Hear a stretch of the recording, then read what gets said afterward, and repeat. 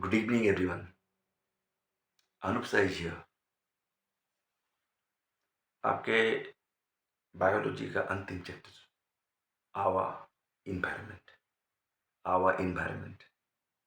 अब रही बात कि आपका एक चैप्टर छूटा हुआ है बायोलॉजी में, hereditary and evolution, that will complete tomorrow. But first of all now we are going to discuss environment. यार देखो, इन्वायरमेंट की बात जब आती है ना, आपके हमारे बड़े बुजुर्ग है ना, वो कहते हैं कि आजकल थोड़ा इन्वायरमेंट खराब हो गया, पहले तो ऐसा आज ऐसा हो गया। पहले फ्रेश ऑक्सीजन मिल रहा था, अभी नहीं मिल रहा है। What is environment? इन्वायरमेंट में बहुत सारे चेंजेस हुए। इन्वायरमेंट यू कैन से वातावरण। पहले ऑक्सीजन, शुद्ध ऑक्सीजन मिल रहा था, आज नहीं मिल रहा है।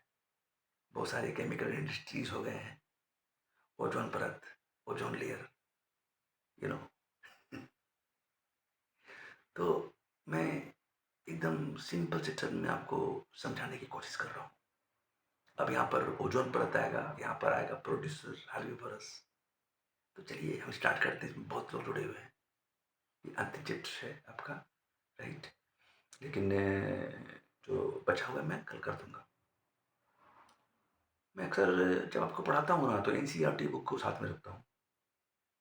याद रखिएगा, मैंने पहले भी कहा है, अब भी कह रहा हूँ, ठीक है?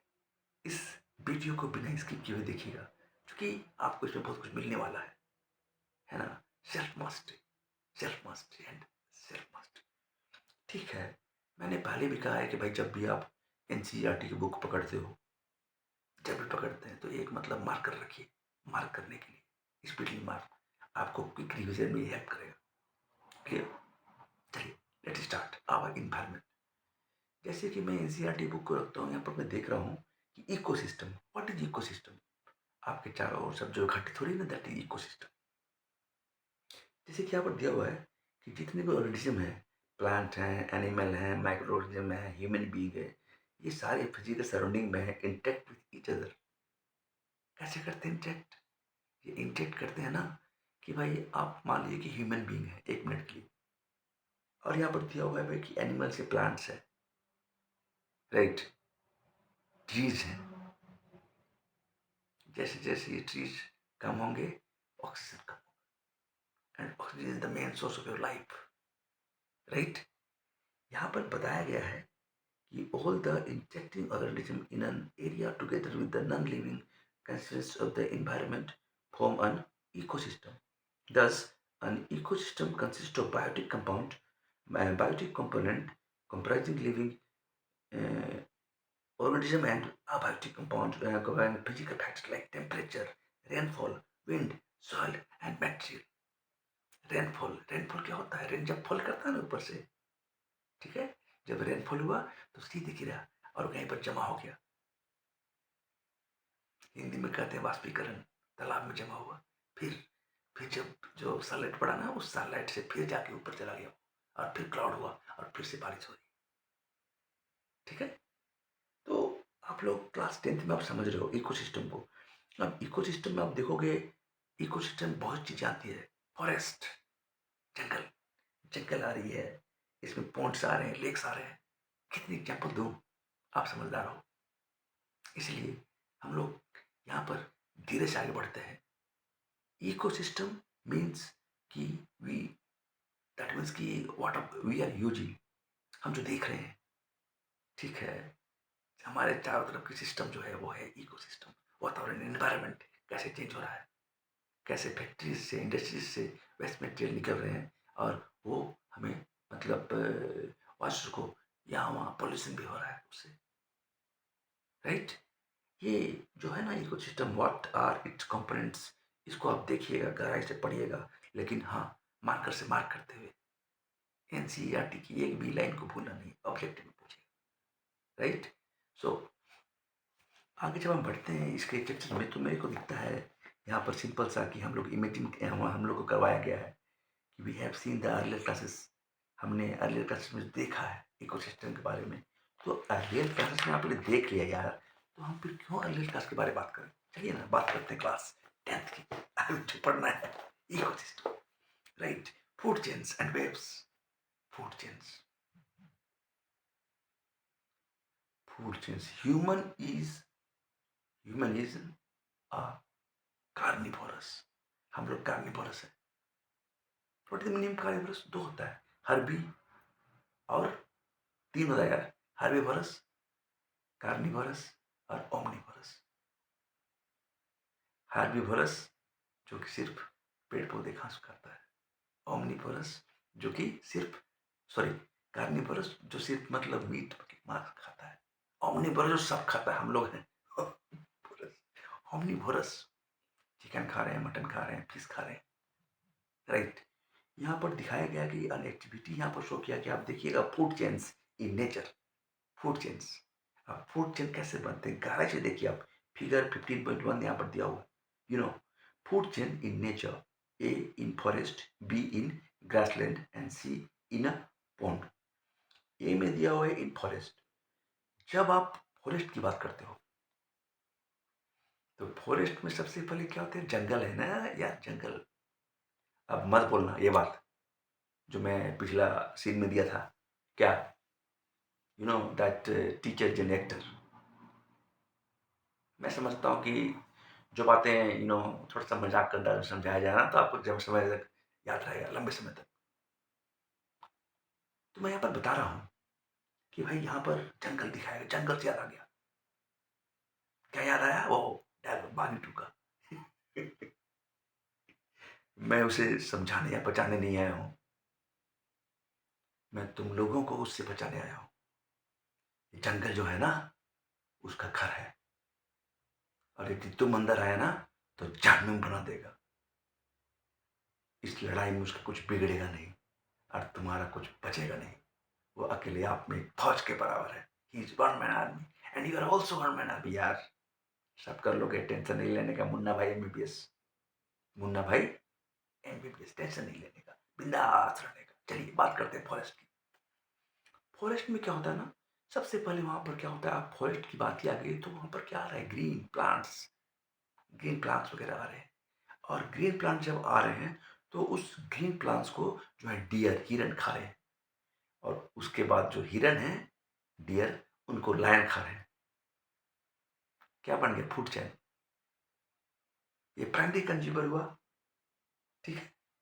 प्रोड्यूसर है, प्राइमरी कंज्यूमर है, सेकेंडरी एंड टर्टरी। बात करते हैं यदि बी की in grassland.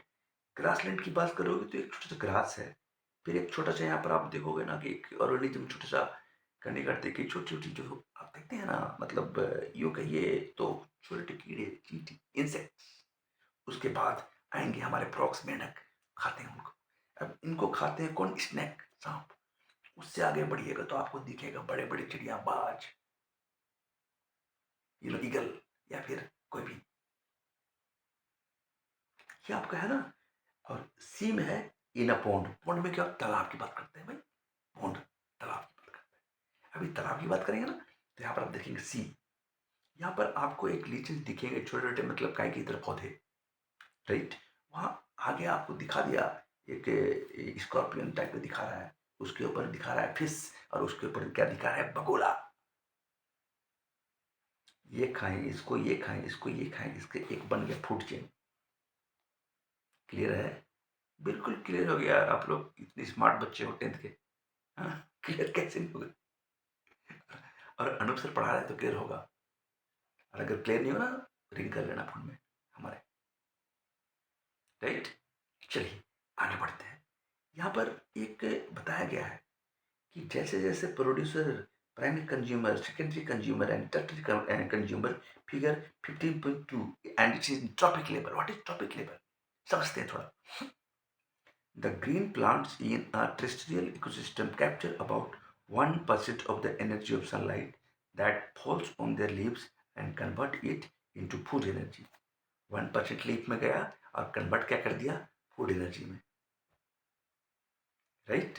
Then when green plants are eaten by primary consumer, green plant को प्राइमरी कंज्यूमर जब खाएं, ठीक है, rest goes towards growth and reproduction. An average of 10% of the food eaten is turned into its own body and made available for the next level of consumer.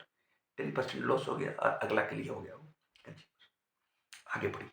Therefore, 10% can be taken as the average value for the amount of organic matter that is present at each step and reach the next level of consumer. 10 घटते जा रहा है, next level, right? Since so little energy is available for the next level of consumer, food chains generally consist of only 3 or 4 steps. Generally ये 3 या 4 step में होता है. कैसे? देखिए ना, फिगर है 15.2 trophic level. Trophic level producers सबसे पहले प्रोड्यूस किए. प्रोड्यूसर्स खास बात जो भी है, प्राइमरी कंज्यूमर, उसको प्राइमरी कंज्यूमर खा गए. प्राइमरी कंज्यूमर में आप लीजिए ना, गॉड को लीजिए, बकरी को लीजिए, राइट? जो छोटे छोटे हैं, जो हार्बिवर्स है, राइट? उसके बाद सेकेंडरी कंज्यूमर, सेकेंडरी कंज्यूमर्स हैं. अब उसके बाद टर्टरी कंज्यूमर्स, इस तरह बढ़ते हैं. आगे जाओगे ना, there are generally as a greater number of individual at the lower trophic level of an ecosystem. The greatest number is of the producers. The length and complexity of food chains vary greatly. Each organism is generally eaten by 2 or more other kinds of organisms, which in turn are eaten by several other organisms. So instead of a straight line food chain, the relationship can be shown as a series of branching lines called a food web. ये जरूरी नहीं है कि मतलब grass को यही खा रहे हैं, इसको यही खा रहे हैं, इसको यही खा रहे हैं. हमने एक डायग्राम देख लिया 15.2 ट्रॉपिक लेवल. उसमें हमने 4 को बांटा भाई. पहला प्रोड्यूसर हो गया, घास हो गया. दूसरा प्राइमरी हो गया, डियर हो गया, या फिर गोट हो गया. उस गोट को ह्यूमन बींग भी खाते हैं. टेरिटरी में जो आ जाएंगे आपके लायन वगैरह, वो भी उनको खाते हैं. तो इस तरह एक फूड चेन बनता है. फूड चेन जो कि 15.3 में दिखाया गया है. अब जब आप इस फूड चेन को देखोगे ना, तो क्या पाओगे? सबसे टॉप में दिखेगा लायन. लायन. अब यहाँ पर दिखा रहा है ना कि लायन, लायन जो है ना डियर को खा रहा है. इधर आप देख रहे हो कि यार ये लायन जो है ना, लायन फिश को भी खा रहा है. इधर आप देखोगे मतलब कि ये जो नीचे दिखा रहा है कि आपके पौधे हैं जो जो जो उसको ये खा रहे हैं, फिश खा रहे हैं, मेंढक. इस तरह ऐसे करके घुमा फिरा के आपको पूरा दिख जाएगा, लीजेस दिख जाएंगे. Food web consisting of many food chains, many. प्राचीन जमाने में तो कुछ था ही नहीं यार. पहले यू नो जब जब जंगल वगैरह था, कुछ खाने पीने की नहीं थी. बाद में ना उत्पत्ति हुई थी आदि मानव. एवोल्यूशन जब हुआ था, आदि मानव क्या कर रहे थे वो लोग? जो मिला खा गए. चाहे वो ग्रास है, चाहे वो वट एवर, वीट का फिर जनरेशन हुआ था. क्लियर? अब आगे बढ़िए यहाँ पर सर, आगे बढ़िए. यहाँ पर दिखाया गया, बताया गया कि another interesting aspect of food chain is how unorganic some harmful chemical interest bodies. Harmful chemical की बात करें यार, तो आज तो जानते हैं आप जमाना क्या है. आपका जो जितने भी मतलब बन रहे हैं क्या, जितने भी बन रहे हैं, यूं बोले तो आप चाहोगे ना, तो ये फर्स्ट क्लास स्प्रे हो रहा है. किसमें? सब्जियों में स्प्रे हो रहा है, दवाएं दी जा रही है. तो बॉडी में इफेक्ट तो होगा ना यार, होगा ना, बिल्कुल होगा. लेकिन जब आप आगे बढ़ोगे और फाइनली आओगे diagram showing flow of energy in an ecosystem. क्या डायग्राम है समझते हैं. सबसे पहले सनलाइट. क्योंकि यदि सनलाइट जो है ना एक पौधे पर नहीं पड़ेगा, तो वो कुछ प्रोड्यूस नहीं कर पाएंगे यार. क्लोरोफिल कैसे बनेगा बताइए आप? क्लोरोफिल कैसे बनेगा? तो क्लोरोफिल जब बनता है, यही है मेन. क्लोरोफिल, जब क्लोरोफिल बना ना, तब जाके प्रोड्यूसर आए. उसके बाद आए हर्बीवोरस, उसके बाद कार्निवोरस, उसके बाद टॉप कार्निवोरस. टॉप कार्निवोरस मतलब हम लोग पूरा उड़ा देते हैं. टॉप कार्निवोरस शेर भी हैं, टॉप कार्निवोरस. लेकिन ओमनिवोरस हम लोग हैं, सब खाते हैं यार. चलिए, सनलाइट आया, प्रोड्यूसर आ गए ग्रास, राइट? घास वगैरह जो है प्रोड्यूस कर दिए. हर्बीवोरस जो कि सिर्फ और सिर्फ घास को खाते हैं. एग्जाम्पल मैंने अभी दे दिया तुरंत. उसके ऊपर कार्निवोरस, कार्निवोरस जो सिर्फ कार्निवोरस खाते हैं. भाई यार शेर को आप दो यार खाने के लिए, क्या बोलते हैं ये, घास फूस नहीं खाएगा यार, नहीं। आगे बढ़ोगे ना यार तो टॉप कार्निवोरस, टॉप। तो मेरे को लगता है कि हम लोग टॉप में हैं, हम लोग टॉप में हैं। क्लियर? वीडियो को स्किप किए बिना देखिएगा, आपको लाइफ में बहुत कुछ समझ में आएगा। क्लियर? आगे बढ़ते हैं टॉप कार्निवोरस। तो ये एक चेन बनता है, डायग्राम्स को याद कीजिएगा, लिख लिख के प्रैक्टिस कीजिएगा, यू नो, तब जाके आपको मार्क्स मिलेंगे। डायग्राम को समझ गए तो आप अगर एक चैप्टर को समझ गए ना तो आप उसको अपने शब्दों में एक्सप्लेन कर सकते हैं। एकदम रट के नहीं बनना है किताबी कीड़ा। लेकिन मैंने कहा है कि मार्कर लें और शुरू हो जाए, स्किप मत कीजिएगा प्लीज, कुछ देर के लिए स्किप मत कीजिएगा। आपका बायोलॉजी का एक बहुत ही इंपॉर्टेंट चैप्टर कंप्लीट होने वाला है। मैं तो कहता हूँ कि 2.5 घंटे 3 घंटे में बायोलॉजी फिनिश कर दूंगा। अब राइटर नहीं भूलिएगा। और शॉर्टली मेरा आने वाला है, याद रखिएगा, क्लास 9th से BSc तक का biology finish with in an hour. चूंकि मैं पढ़ाता नहीं, मैं सिखाता हूँ। करना क्या है, करना क्या है, करना क्या है। आगे बढ़ते हैं सर। आगे आप देखिएगा कि यहाँ पर एनिमल्स, जब आप एक फूड चेन बनाते हो तो यहाँ पर क्या है ना कि बोल रहे हैं कि this is one of the ways we need the into the food chain as these chemicals are not degradable. These get accumulated progressively in the topic level as human being occupy the top level in any food chain. The सुनिए ना, वही ना मैंने कहा था ना, human being top level, सब खाते हैं। जो उड़ा दी, राइट? चलिए, as human beings occupy the top level of any food chain, the maximum concentration of this chemical gets accumulated in our bodies.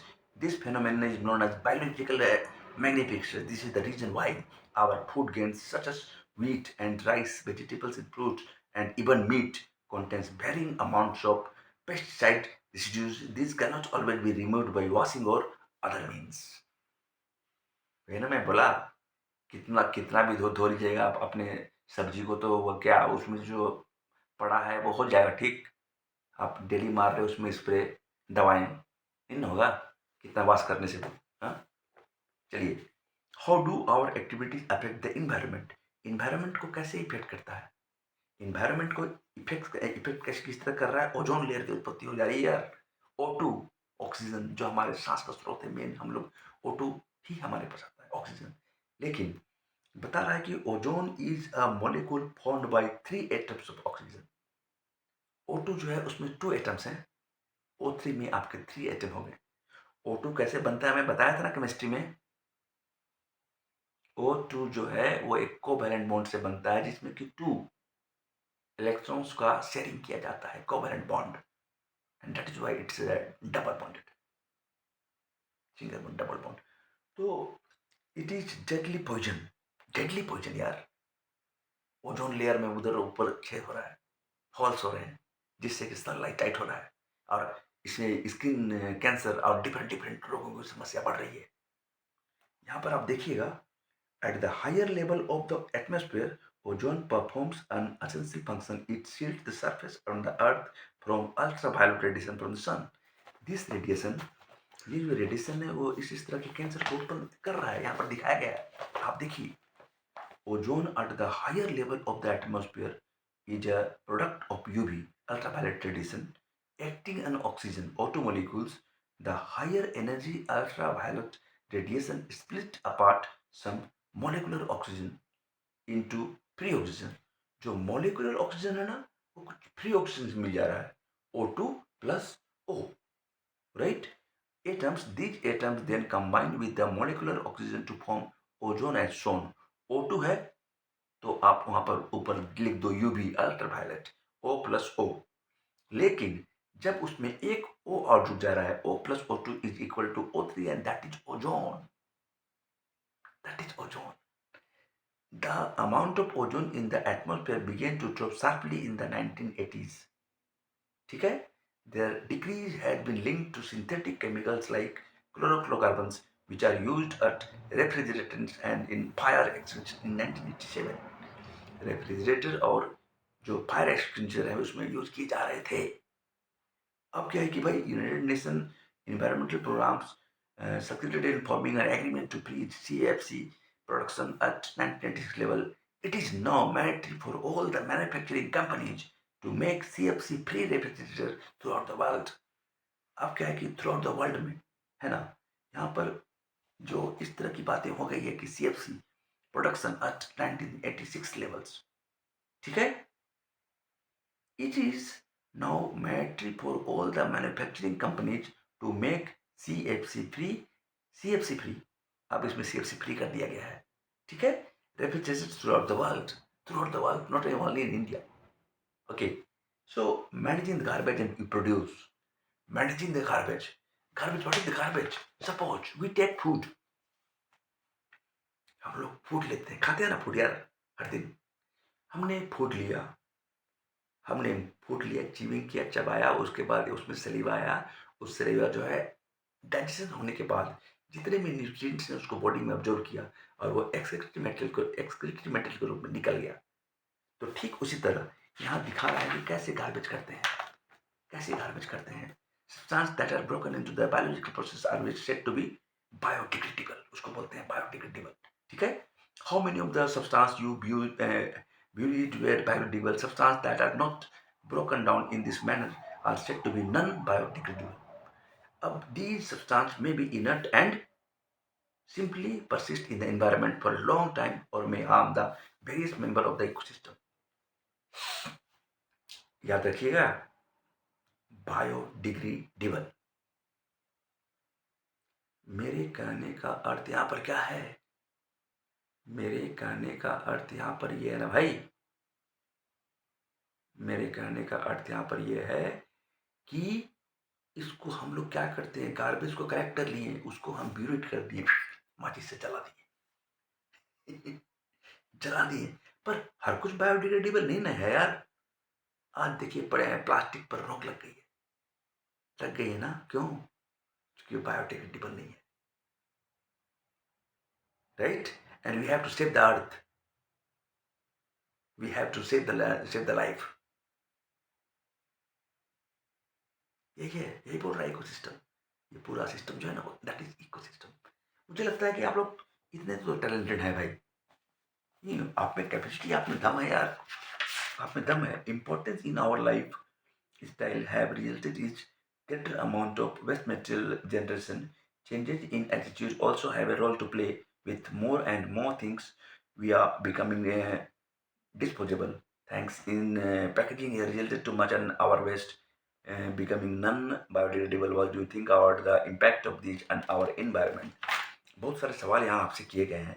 What you have learned activity, इसको आप खुद से पढ़िएगा सर, आप कर सकते हैं, you can do, and you and only you can do, because you have lots of energy. पहचानने की जरूरत है अपने आप को, और जिस दिन आप अपने आप को पहचान लिए ना, you will be an one man army, अकेला एक फौज। You are a self teacher, self mastery करना पड़ेगा, डिपेंडेंसी कब करनी पड़ेगी। अब गौर से मेरी एक बात को सुनिए, आप मेरी एक बात को गौर सुनिए। यहाँ पर मैं कहना क्या चाह रहा हूँ, आजकल आप देखोगे डिस्पोजल ग्लास, पार्टियों में जाते हो डिस्पोजल ग्लास, क्यों? We have to save the earth, ecosystem को बचाना है, पौधे लगाने हैं, पौधों का केयर करना है, तब जाके हम, हमारा राष्ट्र, हमारा पूरा विश्व, यूं कहिए तो, ठीक है, बच पाएगा। And I know your kids, I know that you are very smart, आप अच्छे हैं, अच्छा बने। और ये जो फिगर्स मैंने समझाए हैं, फिगर्स को जरूर दीजिएगा, बायोलॉजी में फिगर नहीं दीजिएगा ना, मार्क्स नहीं आएंगे। और पॉइंट वाइज लिखिए, फिगर को दे दीजिए और समझ के लिखिए, रट के नहीं, समझ के लिखिए अपने तरीके से। जो तरीका मैंने बताया यूज कीजिए, थोड़ी प्रैक्टिस कीजिए, थोड़ी मेहनत कीजिए, राइट। और धीरे धीरे आप पर मतलब उसका इम्पैक्ट पड़ेगा। कोई भी काम एक दिन में नहीं होता है, लेकिन इसको आप इम्प्रूव करते जाइए और सब कुछ होता चला जाएगा, होता चला जाएगा, होता चला जाएगा। मीलों की यात्रा के लिए पहला कदम बढ़ाना ही पड़ता है। और हाँ, आपके पास बहुत कम दिन नहीं है, बहुत ज़्यादा दिन है। अरे यार 40 डेज लगभग हैं, कर लेंगे आप, कीजिए ना, अपने पर विश्वास कीजिए। आप और आप ही हैं जो सब कुछ कर सकते हैं। मिलते हैं नेक्स्ट वीडियो में बायोलॉजी का, क्या ये बायोलॉजी का जो बाकी है अभी हेरेडिटी बताऊंगा मैं, उसके बाद को मैं कुछ आइडिया डाल दूंगा बायोलॉजी का।